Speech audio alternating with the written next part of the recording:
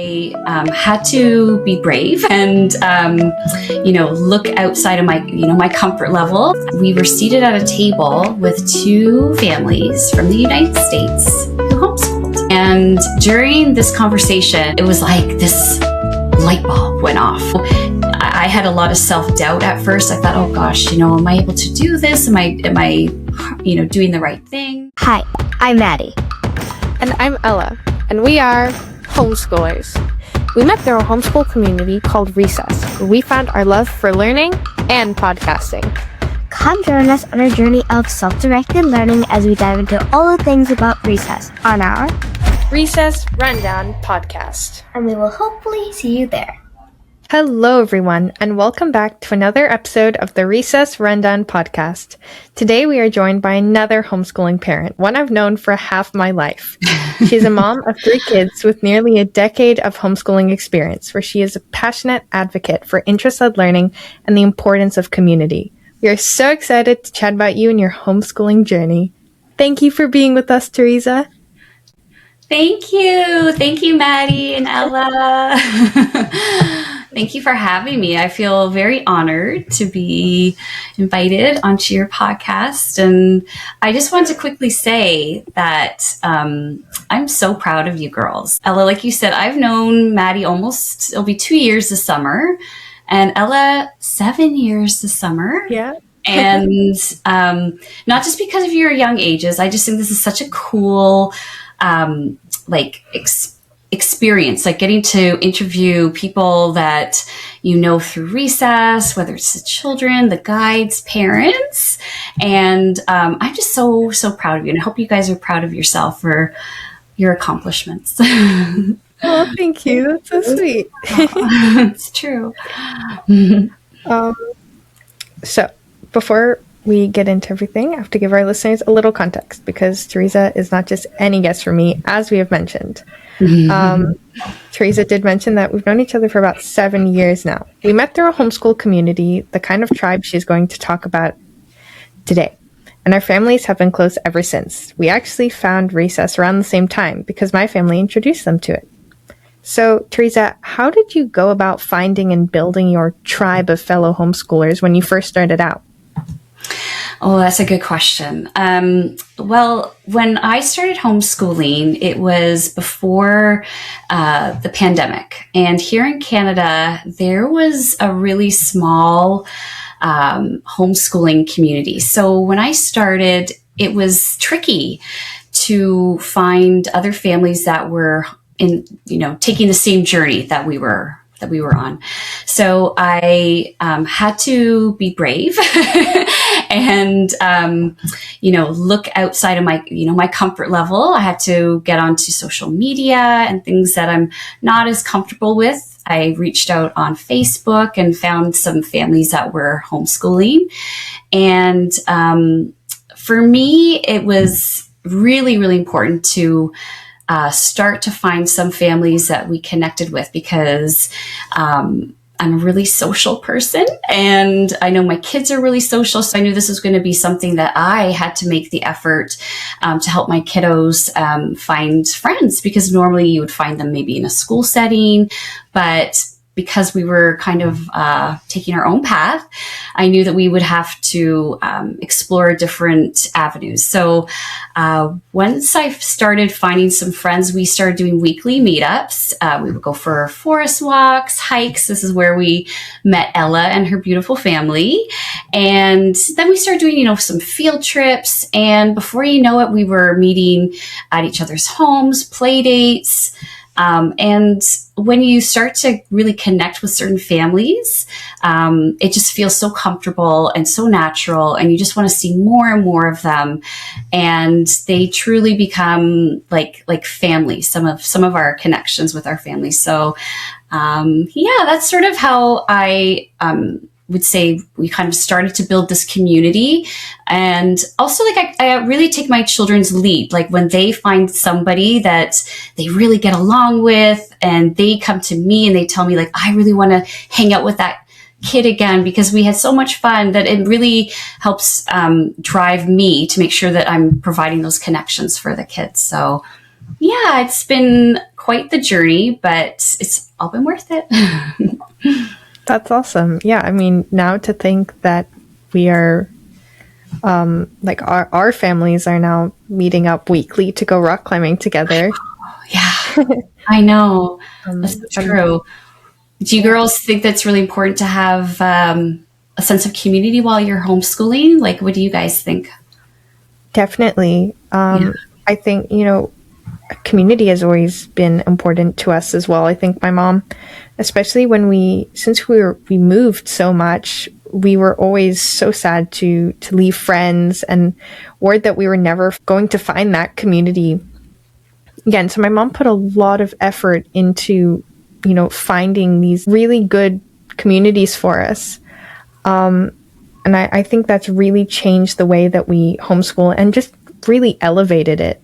And now Recess has added another level to it. I always had that in real life socialization and media and online learning were things that I was interested in. But that social aspect wasn't, like, online socialization wasn't something that I was drawn to. And Recess has just, like I said, added a completely other level to it. What about you, Maddie? Yeah, it's like the exact same for me.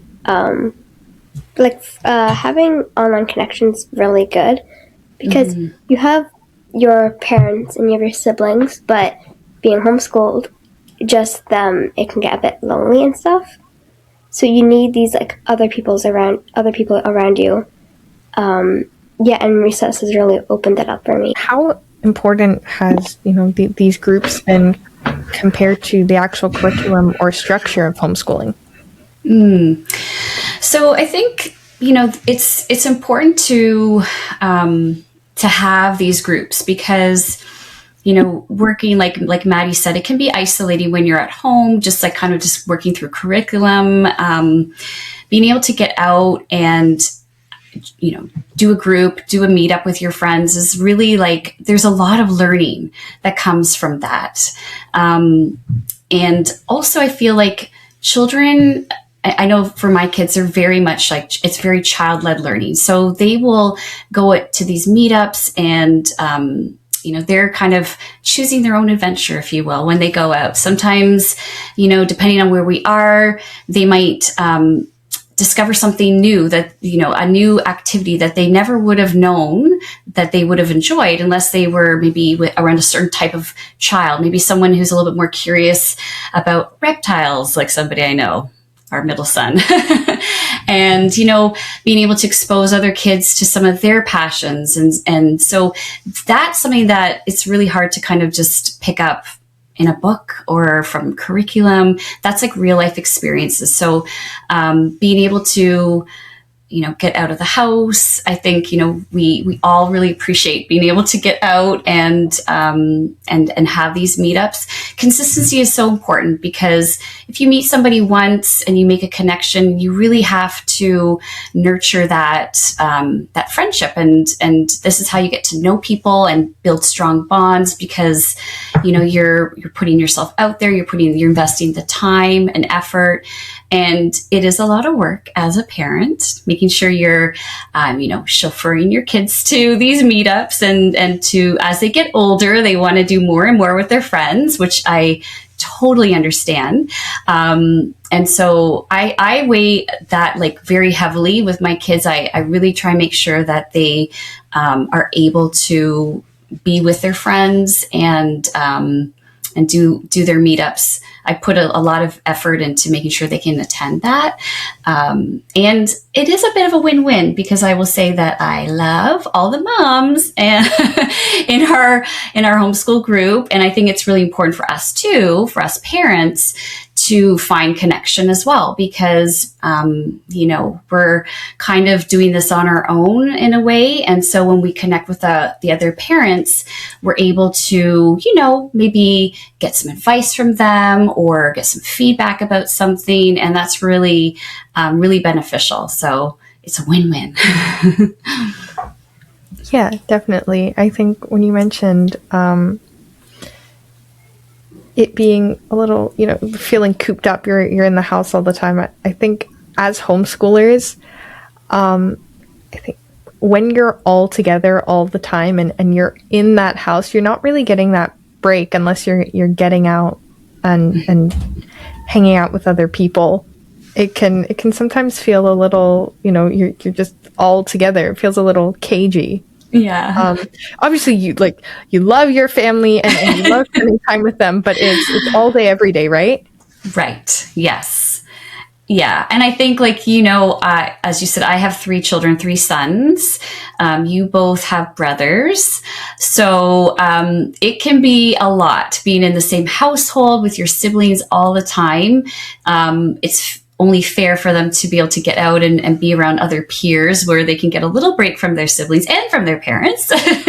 So yeah, it can be intense. And I think that's a really good point, Ella, is to make sure that we build in those times where everyone gets a little bit of a break from each other, because even though we love each other and we love this time together, it's really important to have that time to just have our independence, right? So yeah, I agree with that. So you grew up in a pretty large family, and do you think that has affected how important community is to you? I would think so. I grew up, I'm one of 7 children, which is a pretty big family. So for me, I definitely, as I said, I'm a pretty social person. I think I really crave connections. Just with everything I've done in my life, like from work to family time, I really value that.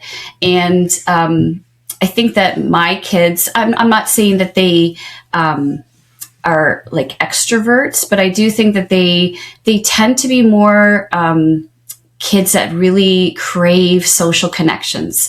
And so for me, I really want to make sure that I found that for them.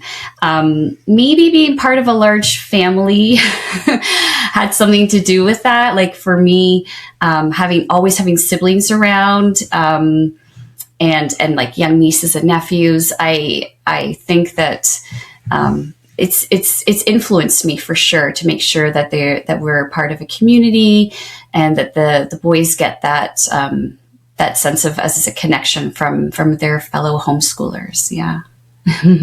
That's awesome. Yeah, I think family always kind of affects how we're seeing other people and interacting. Mm-hmm. Yeah, I would think so. Yeah, because it's your experience, right? Like it's hard to kind of separate that. It's within you. It doesn't mean that it necessarily is going to always shape everything you do, but it's part of your upbringing. Always for me, being in a busy household, I kind of can thrive in that chaos, if you will. And maybe that's why I was given 3 sons, because I feel like maybe that's I'm definitely a boy mom, and quite enjoy it. So you've been homeschooling for a while, but why did you decide to homeschool? And have any of your kids been to public school before? So we started our homeschooling journey when Daniel's my eldest son.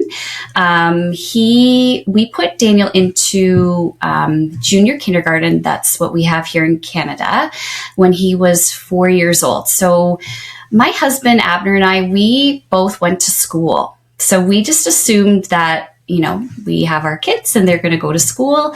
It wasn't until Daniel actually started school that I kind of felt like something was missing. And it's hard for me to really pinpoint what that was, but I was working full time at the time, and I was away from the home before he went to school, and I was coming back after he got home from school.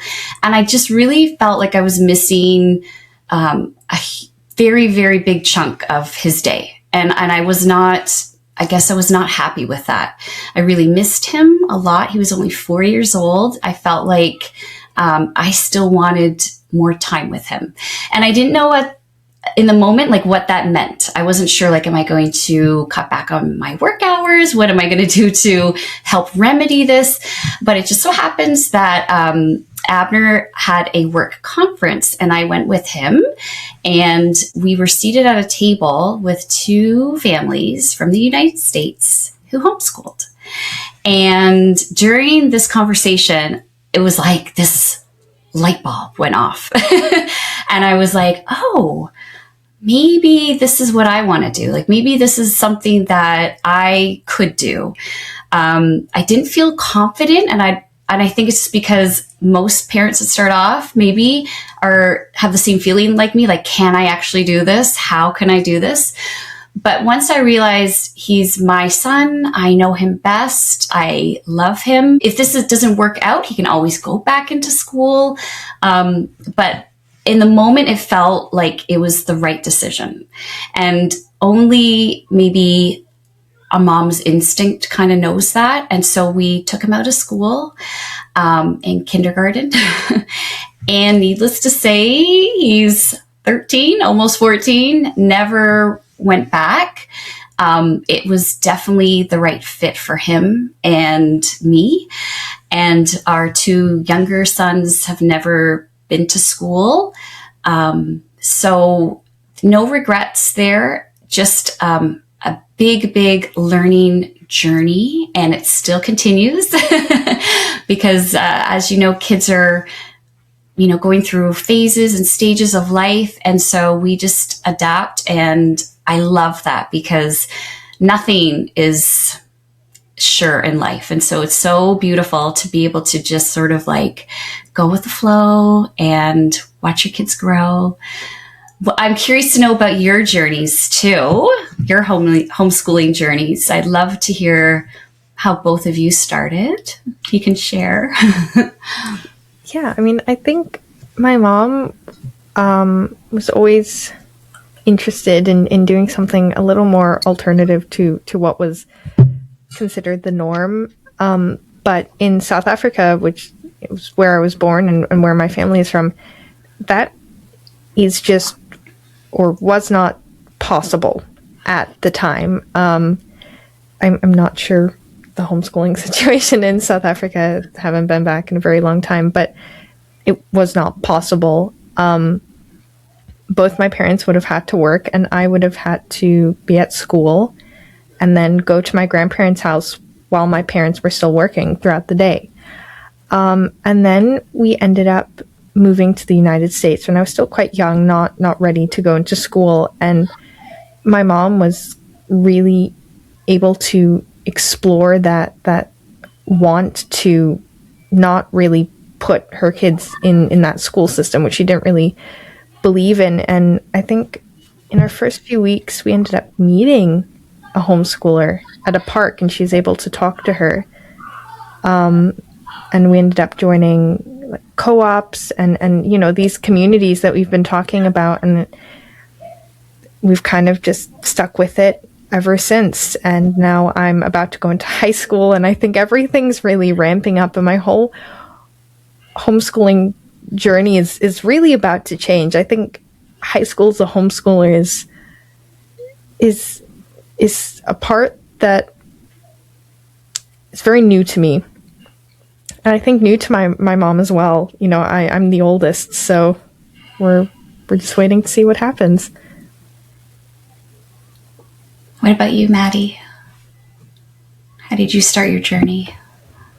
Well, I went to public school for junior and just for kindergarten, and then that's when COVID hit, and then just right before the graduation for ending kindergarten and moving on to grade 1, so it had to be canceled, and I moved to the online public school system.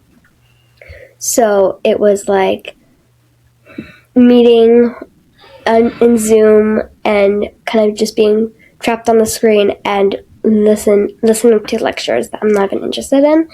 And like just after that, it got really boring for me. And when you don't want to if you're not interested in something, you wouldn't learn it.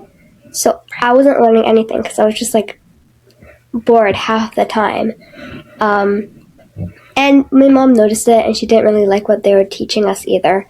So she suggested trying out homeschooling, which she found somewhere and thought it was really cool. And we did it for a year, and we really liked it. And after that, we just kept doing it. And ever since then, around 3 or so years, I've been homeschooled. That's wonderful. And you enjoy being able, I guess, Maddie, from what I heard, you really enjoy being able to pick and choose what you want to learn and where your passions are, and exploring that, like child-led learning, and just being able to dive deep into those areas because it's what you're really truly passionate about and where your interests lie. That's what I'm hearing from that. Yeah. I completely agree with that. And that's my, I guess you could call teaching style, if you will, is that I let the boys kind of wind through their interests and see where it takes them. Sometimes with some of their interests, it's lasted for years. Some of them, it's just a few months here and there. And I'm willing to just sort of, tag along on their journey because it really is their journey. And I think if you can see it that way, the kids are really lucky because they get to, learn what's most important to them. So, and everyone's very different. That's for sure. Yeah, I think that's a great part of homeschooling. It's all tailored to the kids specifically. I think, the traditional school system works really well for certain kids, but doesn't for others because it is just so focused on the majority and how can we just apply all this knowledge to hundreds and hundreds of children. And I think that's why homeschooling works so well. And it's really a great way to learn. Yeah, it's true. So what were those first few weeks after you officially decided to homeschool? Because for me, it was messy. I didn't really know what to do. And it was it's not as planned out and kind of smoothed out as it is right now for me. And I'm assuming it would usually be pretty rough at the start. And how did you handle the transition from being a working mom to a homeschool parent? Great question. So I, completely resigned from my full-time job. So that was a big transition, financially and just in terms of my identity and the type of work that I was doing. I felt so much pull and so much value being at home with my children that I was, I guess, ready to make that shift and that commitment. So it was a big adjustment for me. For the children, they were like, Mom's home. So they were happy. They were really young at the time. Daniel, as I said, was 4. So Ethan, my middle son, was 1. And then our youngest, who's Matthew, he was not around yet. So I just had the 2 boys when we first started. And for me, I wasn't, I didn't feel confident for, I would say, a good year. It took a while for me to really feel, I guess, secure in my decision making. And I think part of the reason was because people judge and people question your motives and say, are you a teacher? How do you know what to teach them? And so I had a lot of self-doubt at first. I thought, oh gosh, am I able to do this? Am I doing the right thing. So it took me a while to kind of ease into the fact that I am confident. I do know my kids. And also when they're so young, a lot of the learning is, play-based learning and just being out in nature, reading lots of books, going to the library. I feel like just the fact that I had one-on-one learning time or giving them one-on-one attention is far better than they would have probably received in a regular classroom setting, just because, the number of students versus educators, it's just, there's no comparison. So as soon as I kind of was able to gain my confidence and be sure of myself, I was able to really fine tune, I guess you could say, what we were going to learn and how we were going to learn it. I will say that with my children, they are very opinionated and strong-willed. So it was, when you're talking about challenges, Maddie, I would say that, hearing no a lot because I'm mom. And so, they would be like, time to do this? No. So that kind of stuff is hard because you're trying to put on your teacher hat. You're not mom anymore. And you're like, it's time to get down to business and do our learning time. So I will say it is hard when they're really young. At least I know in my case, it was they were a little bit stubborn. But we just kept, persevering. And as I said, we always took lots of breaks. And also when something wasn't working out, if there's something that I found, listen, this the way that we're approaching this isn't working, we would just kind of scrap that, put that to the side, start something new. And that's a really nice, the benefit of being able to know your kids and seeing what works and what doesn't work for them. Because I only have 3 of them, it's so much easier to keep track of that. And I think for me, I always realized if things are not working out, there's no point of just kind of, being hard-headed and saying we have to do this, because then we're all kind of suffering, and who really wants that? You kind of have to pick and choose your battles. And I do think that as the boys have been getting older, they have been able to we've been able to have just really good discussions, and they're able to express themselves more, and I'm able to listen to them and say, you're right. If this isn't for you, that's okay. Thank you for coming to me with that, and let's work around that. So I think, I'm very much willing to, as I said, go with the flow and not push them to do stuff that they're not really interested in, because, no one's going to win at the end of that battle. What about you girls? Do you get some chances to pick and choose what you get to learn as far as curriculum or things you're interested in? Yeah, I think mine, I've really only started having a something that is very structured somewhat recently. It was always very go with the flows of unschooling, which is interest led, but I was kind of picking everything, obviously with some of my mom's suggestions, but it was all very tailored to me, and we've kept that throughout the whole journey.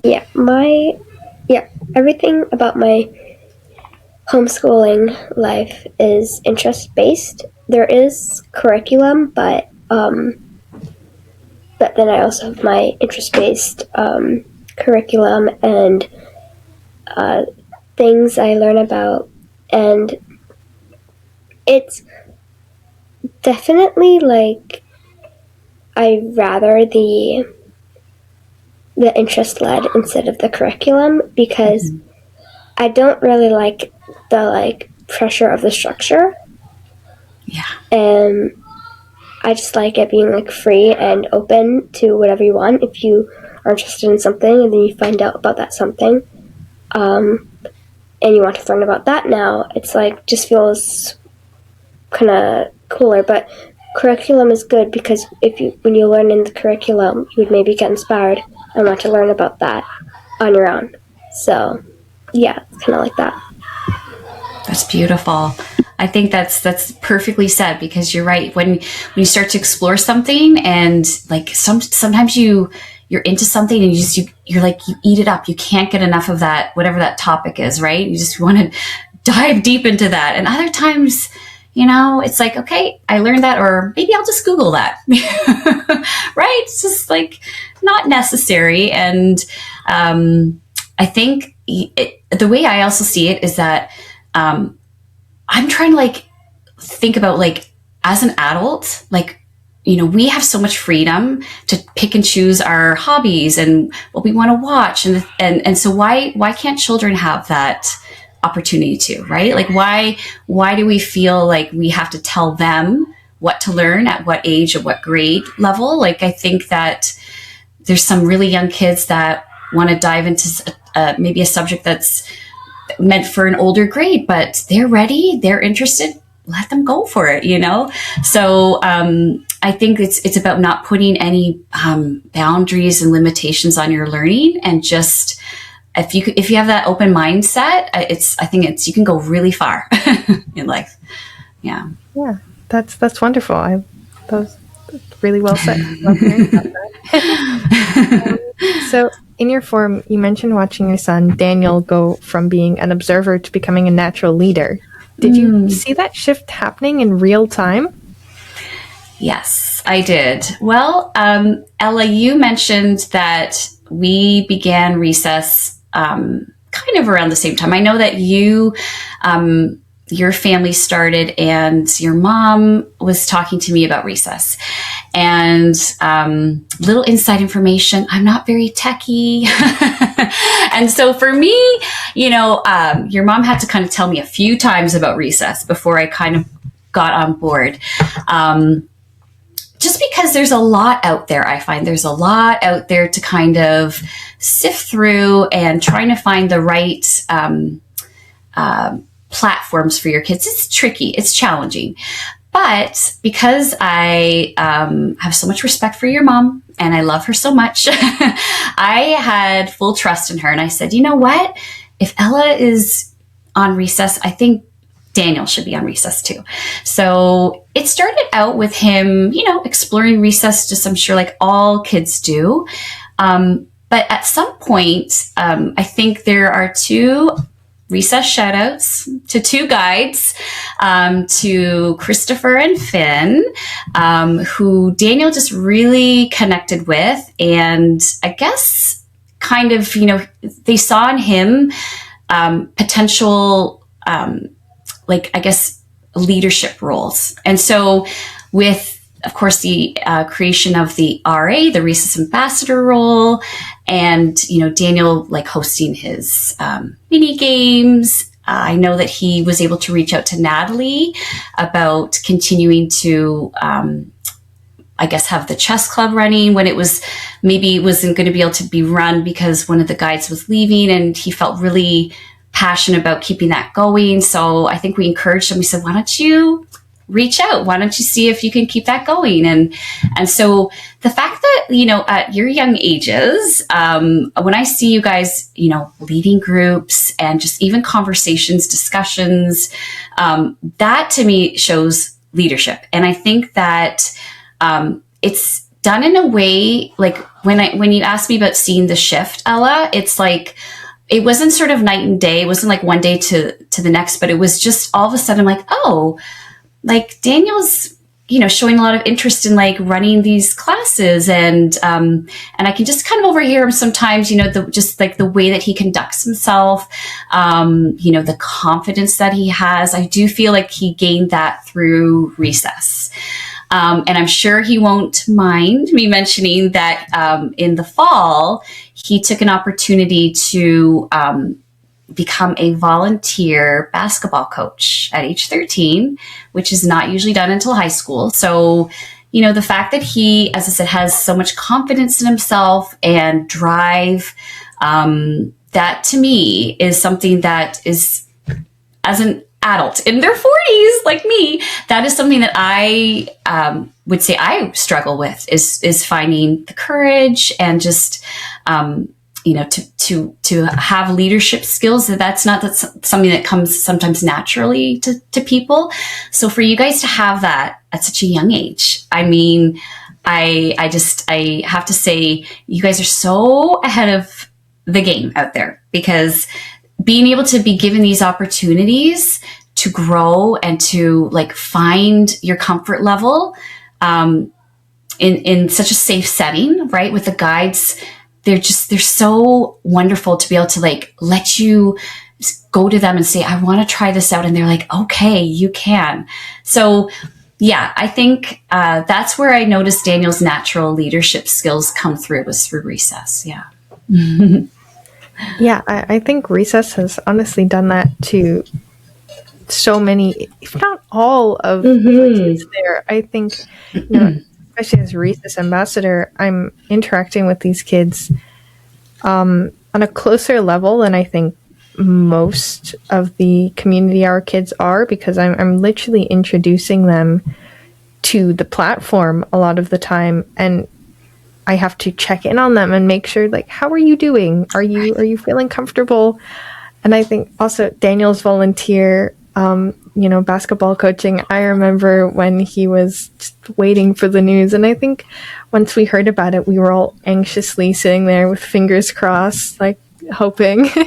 Yeah. I remember he just had a whistle. He was like, "Oh yeah, it's for my coaching thing." I was like, why didn't you tell me about this? You got it. Oh yeah. I think there's that sort of in some ways it's good practice for real life, because sometimes you apply for something and you're going to get it, other times you're not. So as a parent, you always want to sort of protect your child and sort of shelter them from any discomfort, but at the same time, that's not realistic. And so it's important to, like, when he wanted to go for this position, we had to prepare him. We said, you know what, like, we think that you're great, but we're your parents and you'll find out. And if you don't, get the position, that's okay. Like, you tried, and that alone is just such a huge step in, like, okay, maybe next time I'll have to try this, or maybe I'm just not quite ready yet. But to have courage to try something, and also to learn from your fails. Like, failing is what keeps us motivated. It keeps us wanting to improve. In his case, he did get it, but at the same time, we just wanted to make sure he knew, like, sometimes in life, that's not the way it is. You're not always going to get something, but to not give up, to not be discouraged, to make sure that you keep that drive. So I think that was a really good lesson for him. And he just loves that position. So I'm happy for him. Yeah, that's awesome. So going back to recess and how it impacts a child's life, do you think you would have wanted recess when you were a kid? It's a good question. I think, for me, I really love meeting people. So I think if I was a homeschooler, if I was, in an age where I was always on computers, and I had access to technology, I think, yes, recess would have been so vital to make connections with kids. I remember telling my kids about, I think I was around your age, and we were in school and we had something called pen pals. And I don't know if you know what that is. It's, we were connected with children actually in France.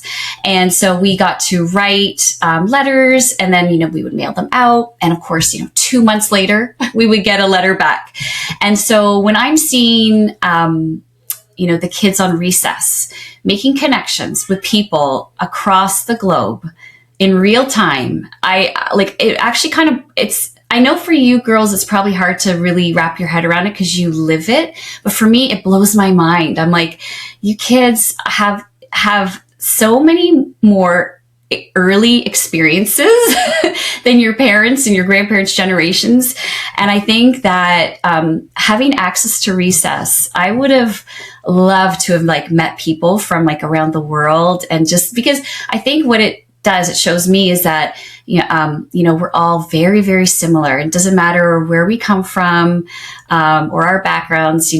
I hear all the kids laughing during their community hour and having such a good time. And it just shows that, even if you never meet somebody in person, like, you can make really strong connections with people online.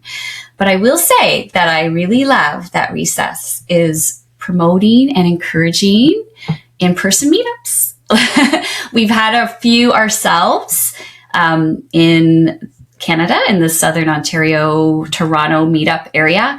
And it's so wonderful because you just you get so much more out of those meetups when you get to see them in person. So I really encourage everyone out there, if they can make that happen. It's such a wonderful thing to meet the kids and the parents. So, yeah. Exactly. The meetups are always super fun. It's like you're meeting a whole nother person, but really, oh no, you're still that really fun friend that I was hanging out with a few days ago who used to be, I don't think, we've never had anyone out like that at one of our Toronto meetups, but oh my gosh, you're like 3,000 miles away. Yeah, exactly. I think it's really cool because, even if these meetups never happen in person, it doesn't mean that you can still not be close, or maybe they're just not meant to happen yet. Maybe later on down the road, or maybe you're going to do something online with somebody, some kind of business. Who knows what the connections you're making now, what it will lead to in the future. So I think the fact that Recess is the fact that it exists is really important for homeschool kids because there's just it's a very safe environment. It's a place to learn really cool things that you probably won't learn outside of Recess, if you know what I mean, in a classroom setting. And so, and just the guides are so incredibly passionate and patient with the kids, and they have so much fun. As I said, I hear all the jokes, all the laughter, and I think that without the guides, it would just be like an online class. And so Recess is unique in that way, that it's not just about the learning experiences, it's about the relationship building. And I think that's what makes it so different and what makes the kids come back every day. Well, let's talk now about your kind of learning and how you teach your kids. And I imagine it's pretty hard with 3 different kids who all want to learn completely different things or differently. And how do you hold all of that together in just one household? Yeah, it's, having 3 kids, 3 different ages and 3 different learning styles and different interests. It's busy. But I think as the children are getting older, they are able to sort of help to structure their day. I will say Daniel, being the oldest, he's in grade 8. And so he is able to he holds himself accountable, and he's proven to us that he can get his activities and his work done. And I think that's just a matter of it's his age, that the age that he's at right now is that he actually wants more responsibility. He wants more independence, and he's asked for it. So we're giving that to him. For my younger 2, I will say it's a little bit more structured for them because they have certain learning goals that they are still working through when it comes to reading and math. And so for me to be on that, it's important. So for me, I try to divide my time up between them. And then I also try and have sort of like group time where I can work with both of my younger children kind of at the same time while they're doing their activities. And I kind of, as I've said before, I have to really go with the flow. If someone is not feeling it, my middle son, Ethan, is very opinionated and has sometimes a hard time maybe completing something, I'll let him know that if you're not able to complete this right now, go take a break. Like, don't rush through it, because if I'm going to put pressure on you to finish this, you're not going to do a good job. You're not going to really enjoy it. So I guess my learning style and teaching style is, to make sure that I'm reading my kids. And that can change from day to day. Some days, and I'm also really good at acknowledging the really, really good days.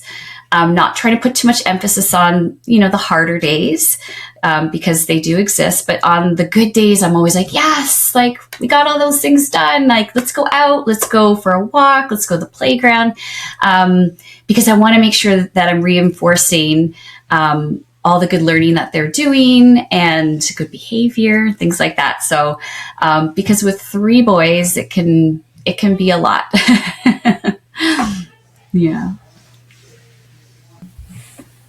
Awesome. Yeah, I think my family has kind of a similar structure where I'm a little more independent. I think now in high school, where I'm really trying to, just kind of ramp up my workload. I think I'll need to be a little less independent and rely on my mom a little more.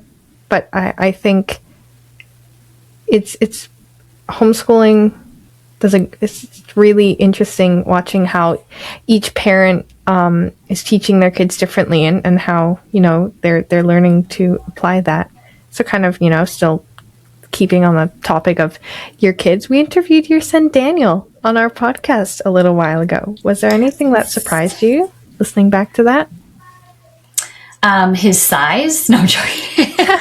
When I say that, what I mean is, like, it's so funny. Daniel has, and I mean, you girls know Daniel. It's funny because this year, the podcast with Daniel was probably done 9 months ago, I want to say. Maybe it's definitely less than a year, because he was holding our puppy at the time, and she just turned 1. So I would say definitely looking back on that, and it's funny because I did look back on that just in preparation for our interview. I was kind of looking back at some of the episodes, and that one I wanted to refresh myself with. And I really was like, wow, Daniel's grown a lot in 6 months.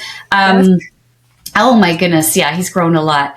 I would say, watching Daniel on your podcast, again, like, I'm really impressed with just how he, was able to be confident and answer, talk about himself. I think it's hard sometimes to talk about yourself in a very complimentary way. Like, sometimes it's hard to like talk about all your accomplishments and stuff, because it's, you kind of think like, oh, okay, how do I, talk about myself in that way? And I think for Daniel, he did it in such a nice way. Like, he's talking about his flip books. He's talking about, being a brother. He's talking about his love for basketball, of course, recess. And for him, I think I was impressed by how he conducted himself, because it's not something that we do every day, is being interviewed. So it was a lot of fun. And you girls make it so easy. I think it's easy to talk. You're very easy to talk to, and you got good follow-up questions. So, and I think Daniel doesn't take himself seriously. I think he doesn't worry about what people think, so, yeah, I think he did a good job. Yeah. It's a great podcast episode. And I agree with that. So we actually ask this question to all of our guests on our podcast. What did you want to be when you grew up, and did that change over time? What did I want to be when I grew up? Oh my goodness, yes. In fact, we just recently watched a movie with some of our friends called Free Willy from the 1990s. And I wanted to, after that movie, I was obsessed with animals. Like, my middle son, Ethan, is really, really into animals. And I, too, am really into animals. So I wanted to be a marine biologist. And then I thought I really wanted to be a helper, help people. So then I thought I wanted to be a paramedic. And after all of these jobs that I thought I was going to do, I realized that I'm a very sensitive person. And so I realized that working with, people that are hurt or animals that are hurt, it would have probably not been very good for me because I would have been too emotional. So, but at the time when I was a young kid, yeah, I thought I was going to do something where I was going to be, helping in that way. But I did end up, as far as like what I studied was working with children and families with special needs. So ever since I was 15, that was sort of the field I was in, was working with kids with special needs. And whether it was in a school setting, I worked in a rehab hospital for children before I left. And so it was still, a helping position. And I think that's something that's carried through my life. I like to nurture and help. And after I had kids, I was like, we got a kitten and then we got our puppy. So I think that's just something that is always going to be within me, is just being a helper. Yeah. That's nice. Interesting. I loved hearing about what you used to do and what you wanted to do. Mm-hmm. Well, now it is the time of the game. Would you like to play a game? Yes. Okay, so you're ending today with a game of the classic Never Have I Ever. We're each gonna say a statement or action that we have never done before, starting with Never Have I Ever and then the action. If you have done it, you put a finger down, and then we will each start with 5 fingers up, and the last one with fingers remaining wins, and feel free to add a homeschooling twist. Sounds good. Never have I ever eaten ice cream until I was feeling sick. Have done that. I'm an ice cream connoisseur. Never have I ever broken a bone. Oh, all up. Interesting. Mm-hmm. That's a good question too.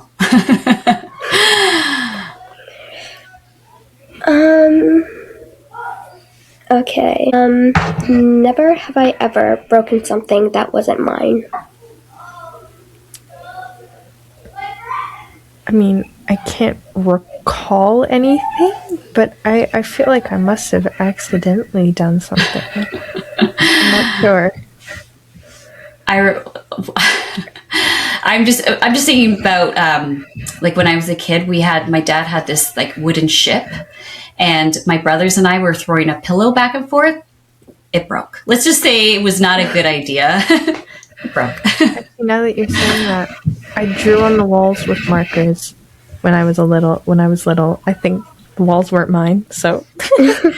Ooh, yeah, that's very typical at that age, right? Yeah. Right.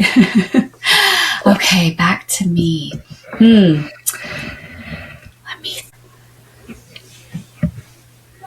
Never have I ever got something stuck in my long hair. Oh. Right? I mean, what was yours though? Was it gum? Or was it something else? I've had many times where I'm like, all right, hold on, I need to pull this out of your hair. It's like bugging me so much. You have this thing. I'm like, oh, okay. Also probably not the cleanliest of right, I know. But like when you have long hair, right? It's gonna happen. Yeah. Bound to happen. Never have I ever finished a book in one day.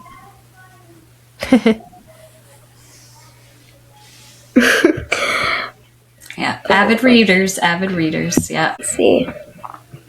I'm trying to think of a homeschooling one. Yeah, me too. Me too.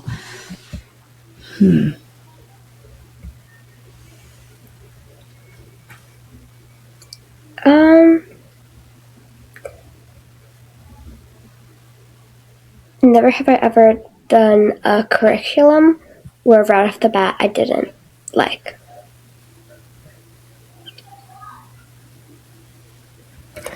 Yeah, I think there's one. I think definitely, yeah. There's, something I can think of. Let me see.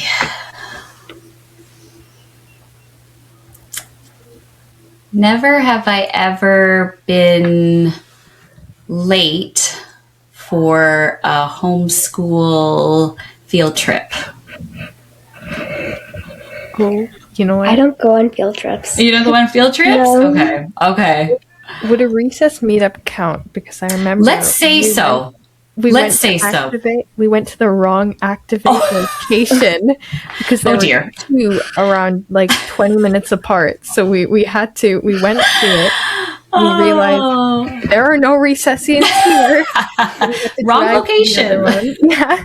All right, I'm out. Oh no. Oh my gosh. Yes. That counts.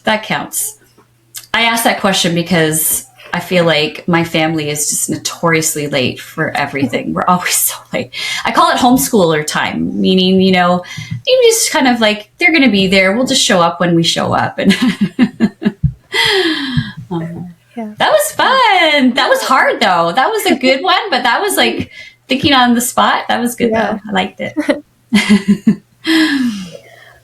All right, we are nearing the end of our episode, and we have one last question for you, which is actually our last guest question, which is Marcelo, Leo's dad. What is one important belief that you let go at some point in your life and made a huge improvement afterwards? Wow, that is a great question. Okay. I wonder how deep I should go. No, I will say one thing that I've let go of is, I guess, what people think of me and being affected by that. I've always been very much like a people pleaser and wanting to make sure people are happy. And for me, I've realized, it's taken a long time to realize this, but I did realize that someone's happiness comes from within themselves, that no matter what I do, I can love somebody, I can help somebody, but that their own joy and happiness comes from within themselves, and just to allow them that opportunity to find that and to, not push that on them. So I think that's something it took me a long time to really kind of realize and accept. But that would be my answer to that question. It's a really good question. Marcelo. Yeah. Well, that was a really good answer. Yeah. Oh, thank you. If you were to create a question for us to ask our next adult guest on our show, what would it be? Oh, you know what? I was actually thinking about, I saw a video of Daniel and I. This was from a while ago. And we, right before the pandemic, we both took ukulele lessons. And it was because Daniel was very young and he wanted to learn, and he wanted me to go with him. And so I was hesitant because I was like, I can't do this. And so my question for your next guest would be, what is something that you thought was too hard to do, like too big of a challenge, but then you realized that you could do it? Maybe you tried it, so something that was really challenging, you thought, but then you actually went ahead and did it. Because that was something that happened for me. I was like, I put too many blockers up. I'm like, I'm not going to be able to learn how to play the ukulele. And I did. It was really amazing, and because of Daniel, I was able to learn something new. So I hope that's a good question for your guests. Yeah, we'll have to see the next episode. See. Yeah, love to hear it.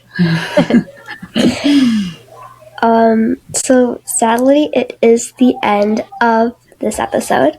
Thank you so much, Teresa, for being on the Racist Rundown podcast. It was really fun to play the game, chat, and just get to know you. Thank you for having me. Of course. If you are part of the Recess community and would like to be on our show, please email us, Maddie and Ella, at recessrundown@gmail.com or message us on the Recess platform, and maybe you can be on the podcast too. Please like, subscribe, and don't forget to hit that notification button, and we will see you all in the next episode. Bye. Bye.